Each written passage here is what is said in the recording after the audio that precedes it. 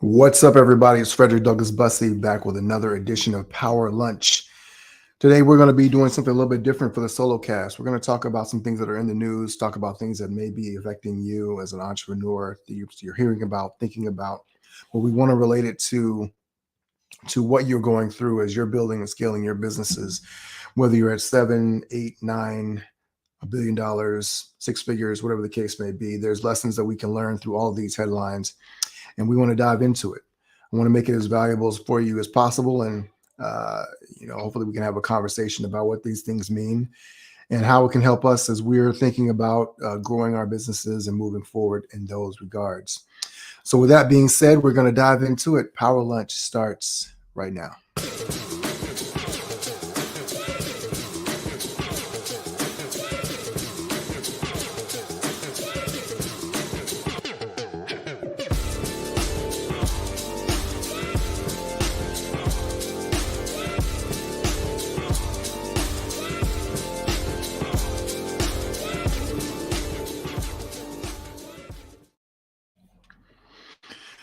So like I said, this is the first time we've done doing this. If you're watching this on LinkedIn, Facebook, or YouTube, let us know what your thoughts are. What do you think of the new format in terms of this? We'll still be having great interviews. We've got some great interviews coming up here in the next few weeks as well.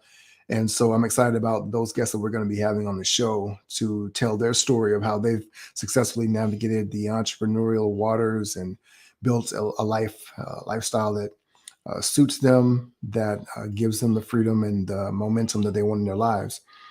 With that being said, what I wanted to do today was kind of dive into some things that were a little bit more top of mind for a lot of people that's in the news, that are kind of helping people to form their own thoughts, right? Real world examples, real life practical examples in real time that help you to be able to think about what you're building and what you're doing.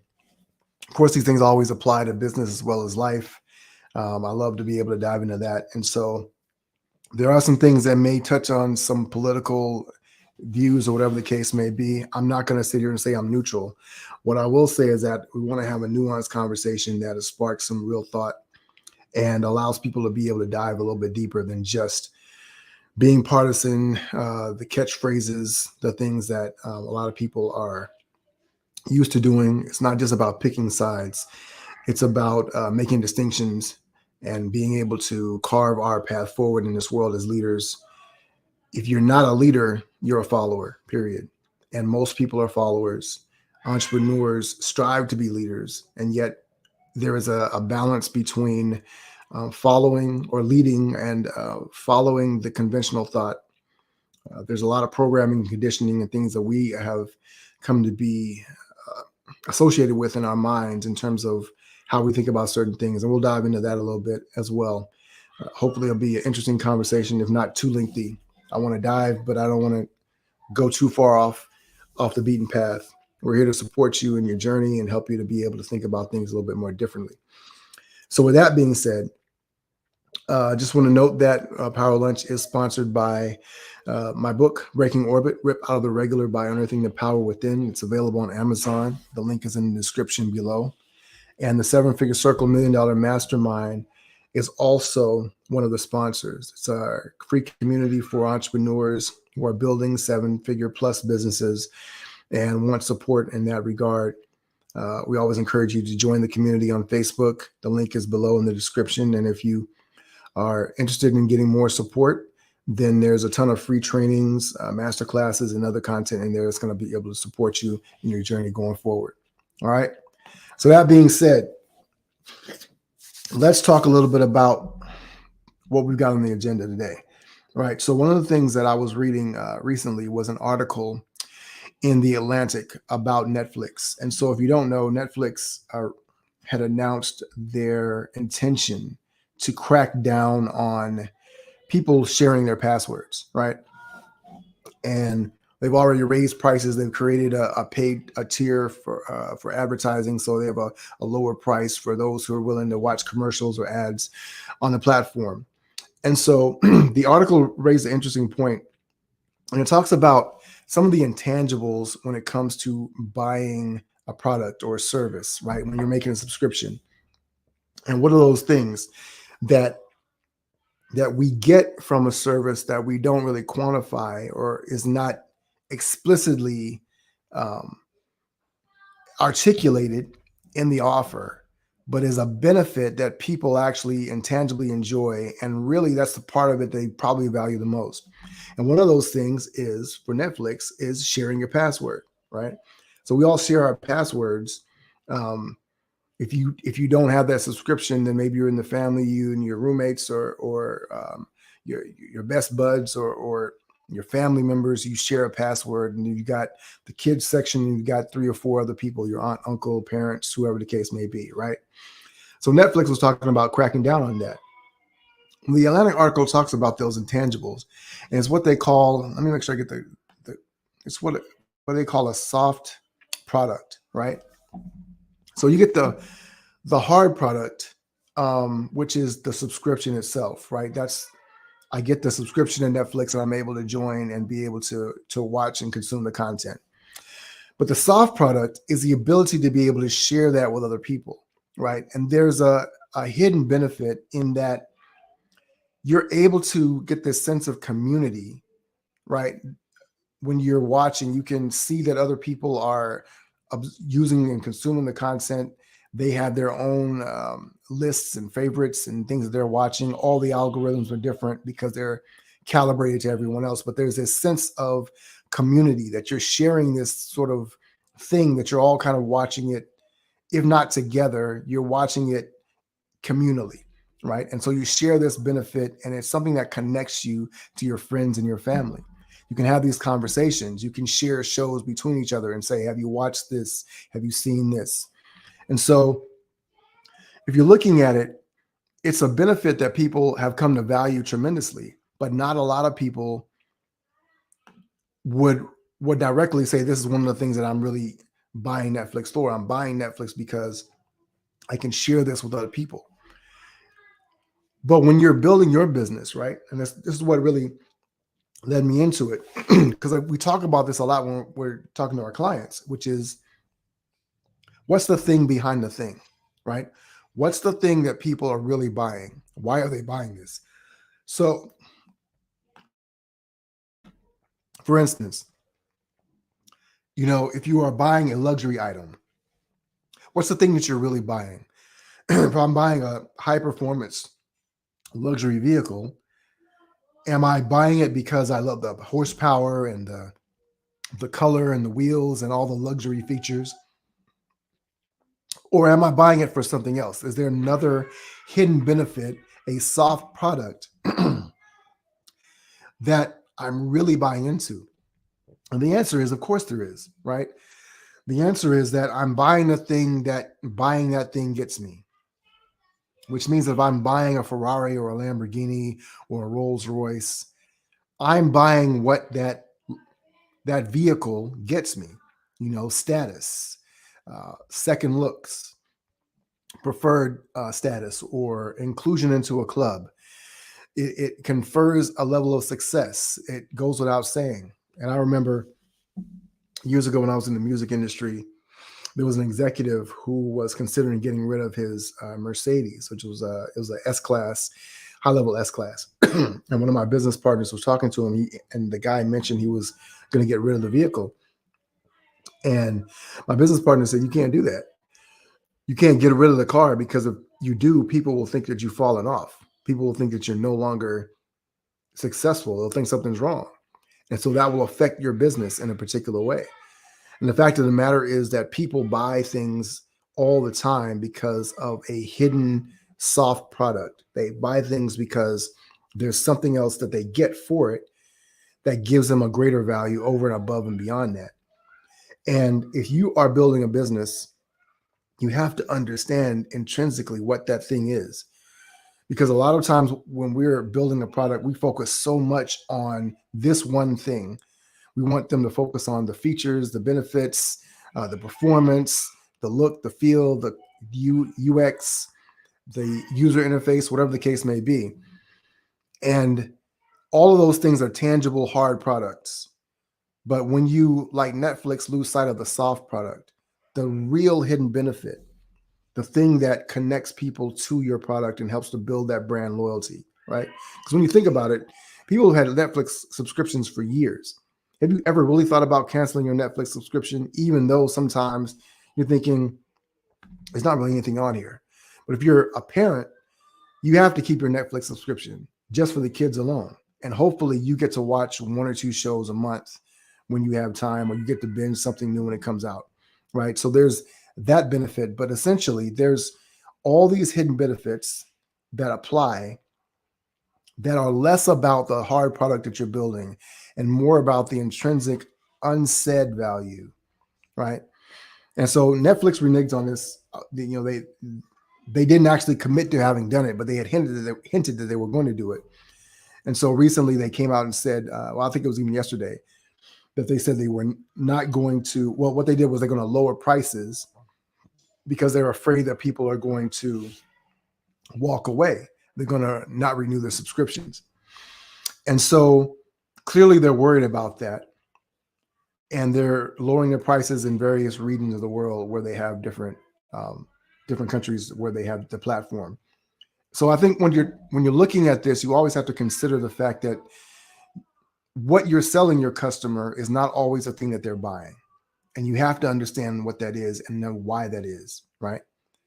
So if you're watching this on LinkedIn, Facebook, YouTube, let me know what your thoughts are. What do you think about that? Why do you have a Netflix subscription? What does it mean to you? Does it matter if they decide that they're going to take away the password sharing? I'm curious what your thoughts are, because ultimately, if you're consuming a product, you have a reason. And what's the reason why you are diving into that? All right.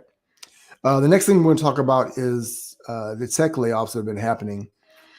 And there's a few perspectives about this. I was watching the All In podcast with Shamath Palihapitiya and Friedberg, Kalakanis, those guys. If you don't know, they're hedge fund venture guys. They all get together and they talk about tech and science and politics and stuff like that. It's pretty enlightening. It might be a little boring at times for those of you who are used to juicier fare. But one of the points that was made, and it's a kind of a counterpoint or insight from an entrepreneurial perspective that is different than the common thread that comes out when it comes about people talking about tech layoffs, right?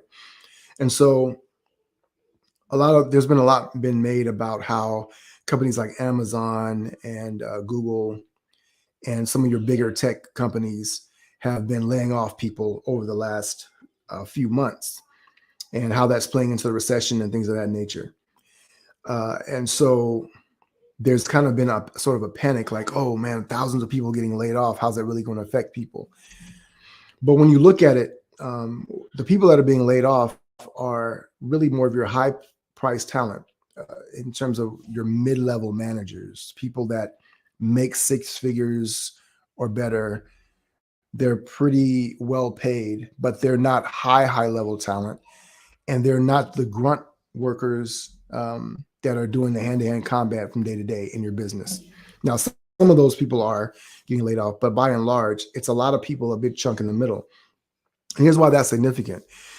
So on the podcast, they were talking about the fact that, the stock market responds well when these layoffs happen. So these companies lay off thousands of employees, and then their stock price goes up, and they're angry about it. They're saying, well, you're putting the business above people. You don't care about that. All you care about is money. And then looking at why the marketplace responds to them laying off people. And part of that is because a lot of these companies have gotten fat over the years. In times of plenty, right? When things are going well and the money is flowing and you can continue to raise money to add more people to your staff, your stock price is going up, whatever the case may be, then you're able to just hire people, right? Well, we want to do this new project. We have the other things that we want to innovate on. We'll just hire people. We'll just do stuff. And so you get people in. But a couple of things are interesting, right? One is that understanding that the reason why they're hiring people also is kind of another hidden thing.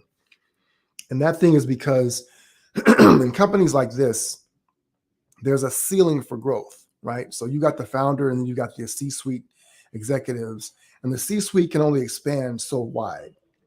So in other words, the only way to grow, if you want to grow in your business and you're underneath that at director level or VP of whatever, in order for you to be able to grow in your career, you either have to leave the company or you're seeking a promotion.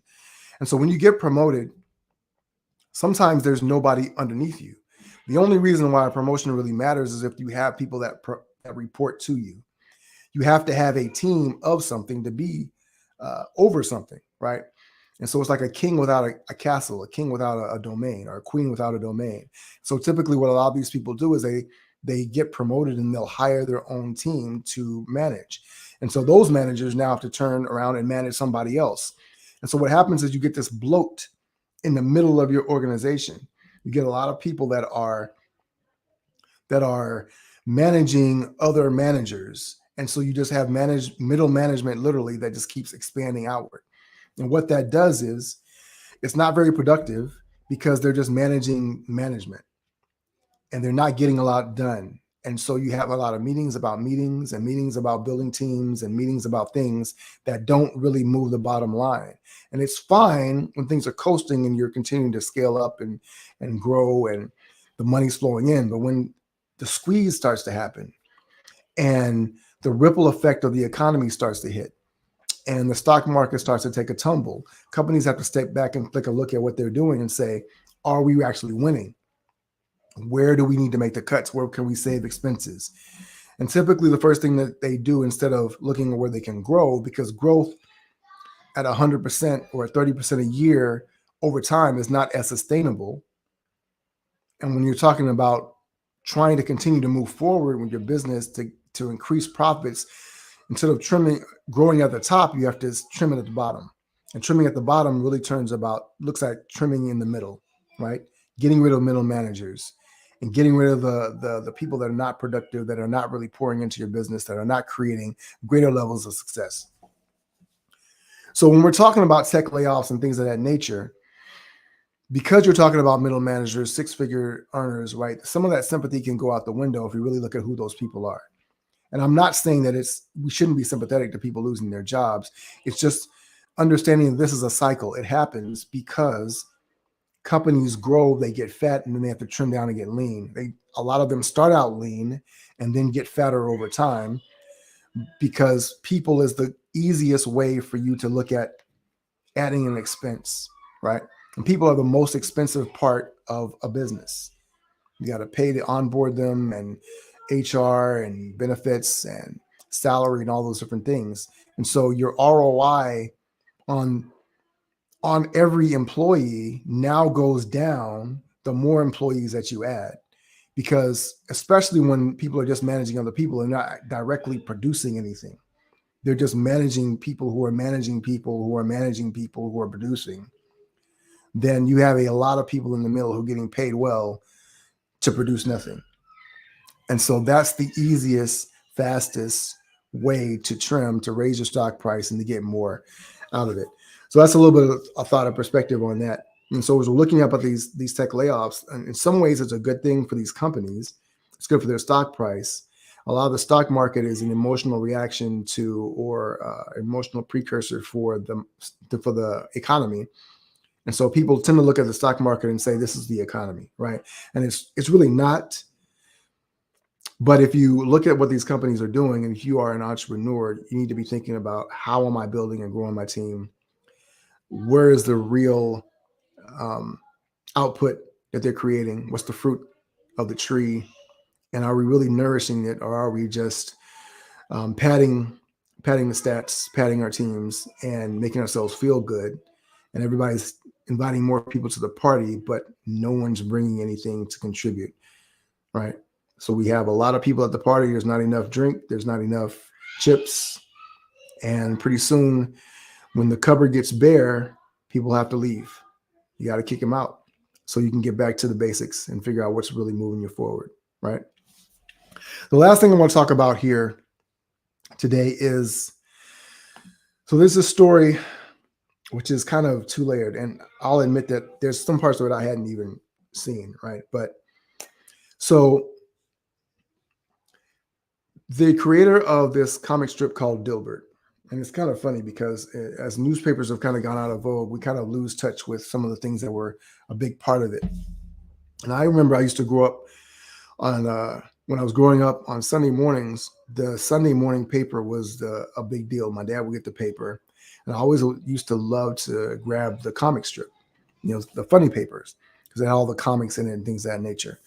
So there's a guy named Scott Adams who used to write, who still draws, I guess, this comic called Dilbert. And Dilbert is focused about this funny guy, I guess, who works at an office, and he just has these random thoughts. I've seen the strip before.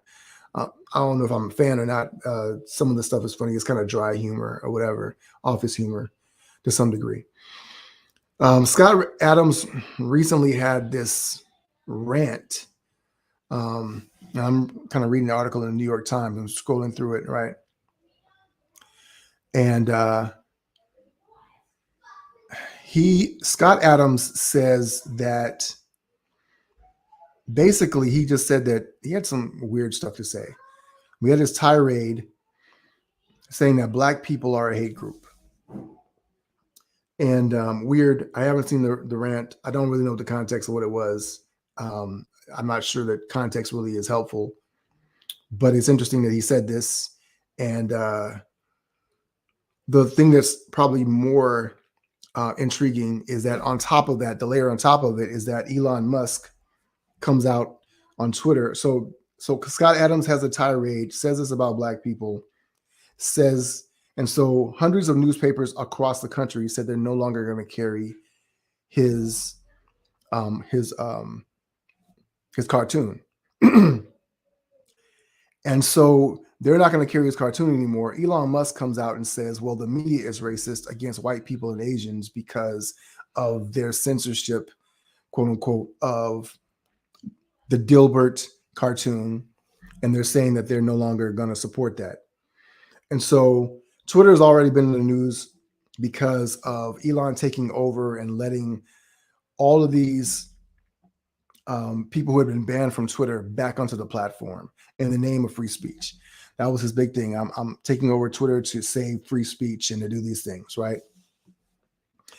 And so he's going to save free speech. And so that's his big thing. He wants to focus on that.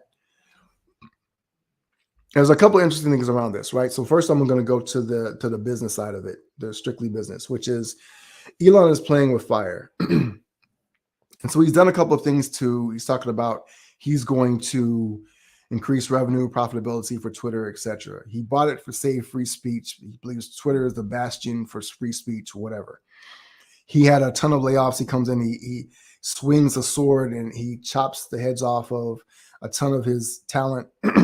He's laying off thousands of people. It was a big deal or whatever at the time. And so he let go of a lot of people. And so that was seen in some sectors as a good thing. From the public facing side, a lot of people saw it as being really cruel and brutal and didn't make him a lot of fans in that area. As a matter of fact, Tesla's stock price started to tumble as a result of Twitter, as Elon laying off all these people at Twitter. And so you start to see this compound effect happening. Also, because he lets all these people back on the platform, you see hate speech and hate tweets start going back up by multiples of 100%, hundreds of percent. And advertisers start bailing on Twitter. And they're saying they're not going to advertise because of this stance that Elon has taken. And so you're having this effect, right? So from a business standpoint, Elon has been trying to walk this line. And then he said, we're going to, absolutely, we want to promote free speech, but we're not in favor of hate speech and things of that nature. So there's that juggling act that he's dealing with. But then he comes out and says this thing in support of Scott Adams, the Dilbert cartoon creator. And so I think it's interesting because whether you're a fan of Elon or not, he's always been an intriguing figure because of the way that he thinks, right? Anytime someone is a billionaire, we're intrigued by the way that they think. What got them to this level of success? And so Elon has kind of always gone against the grain. But one of the things that I think he's doing here is that he's starting to pick a fight, because the media, it's easy to pick a fight with the media no matter what side you're on, the right side, the left side, central. It's easy to say the media is trying to deceive us, whatever the case may be. They're an easy target. And so he's picking this fight, but it's a weird fight to pick, in my opinion. It's a weird fight to pick because you're supporting a guy who said some racist things, and there's a ton of momentum against him in terms of what he's in terms of what he said and what he's doing. And so I don't understand the benefit of it, other than you are trying to appeal to a certain sector of Twitter followers, of supporters, of investors. And that leads me to the more political or social commentary about it, which is an interesting aspect to me, because over the past several years, and again over the past few months, we've seen certain people that in I guess we would call it hip hop culture or millennial culture, we would call certain people culture vultures, people who feed off of a certain culture, benefit from it, but then turn right around and stab it in the back or undercut it at the earliest convenience. And this feels a lot like what Elon is doing, because what he's doing is appealing to this area of people who feel like, okay, well, we're white, we're Asian, or whoever, that feels like they're being discriminated against because they're not allowed to say all the things they want to say that could be offensive or hurtful to other people. And I think that anytime you're in the public eye, anytime that you are building something that's supposed to be for the public good, you have a responsibility to be considerate of all of the stakeholders in that thing, even if they are not directly benefiting you. It's called being a good citizen. And the question that I have now, because Elon with Tesla and even SpaceX, there was this idea in general that they were being good citizens. It was for the better good. We're going to have a more ecologically friendly, more progressive, forward-thinking company that benefits society as a whole. And what we're seeing now is that some of that's up in the air. I think I would even say that it's not.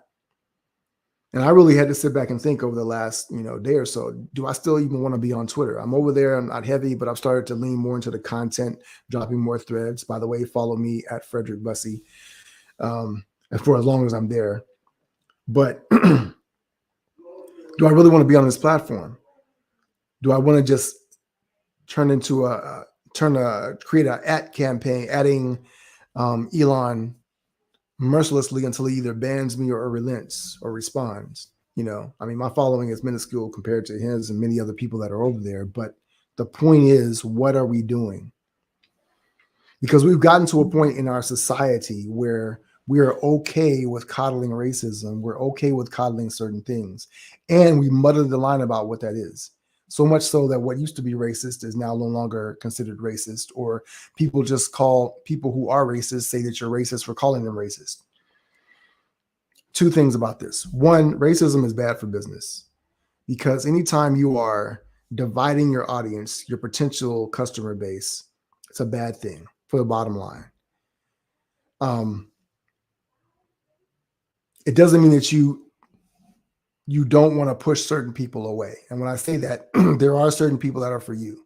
But the idea that only people of a certain racial group or gender or whatever, unless you're selling women's underwear, and you're not selling that to men. But in terms of some of the more superficial, in terms of skin color or race or whatever the case may be, it doesn't make sense, right? Black people buy soap, white people buy soap, Asian people buy soap.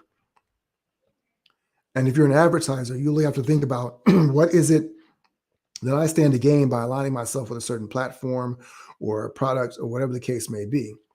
And it just doesn't make sense. It doesn't make sense in that regard. Somebody had a comment: from a biblical perspective, free speech and speaking your mind should not supersede your actions against others. It's not what goes into your mouth, but what comes out of it. Right. And also, the Bible says from the abundance of the heart, the mouth speaks. Right.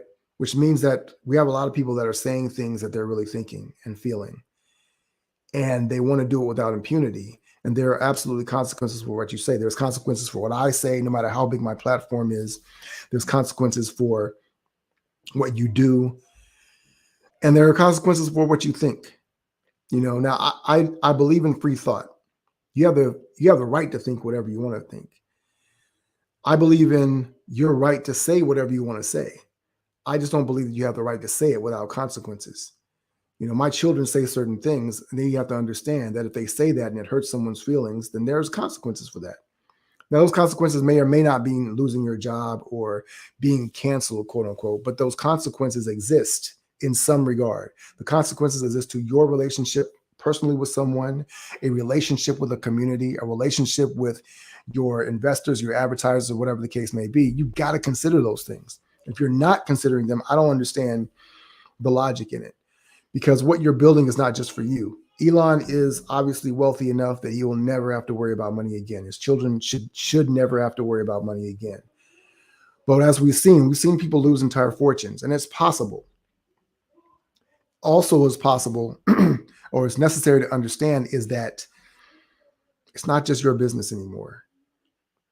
Jack Ma said it really, really well on an interview one time. I heard him. He talked about the fact that once you become a billionaire, it's not just your money anymore. It's not just your business or your platform. There's a lot of other people that are stakeholders in that have helped you to get to that point.